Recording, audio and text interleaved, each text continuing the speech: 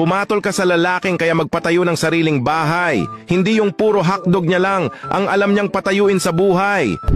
Alam mo bang kahit kasing laki pa ng mata mo ang mundo, kung di mo pa rin makita kung sino ang kabet ng asawa mo, walang kwenta yung mata mo. Sa panahon ngayon, masisipag na magmahal ang mga tao. Bakit? Kasi pati mahal ng iba, mahal na rin nila. Ang Pasko ay araw ng pagbibigayan. Kaya kung ayaw mo na sa asawa mo, ipamigay mo na. Mga malulupit na kasabihan. Aanhin mo ang ganda kung retoke lang pala.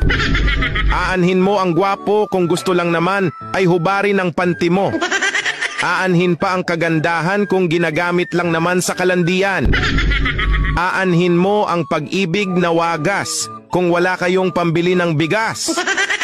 Aanhin mo ang asawa kung iba naman ang nagpapaligaya. Huwag nyo sana seryosuhin mga post ko. Kasi kung ano-ano na lang pinipindot ko dito lalo na kapag nalipasan na ako ng gutom.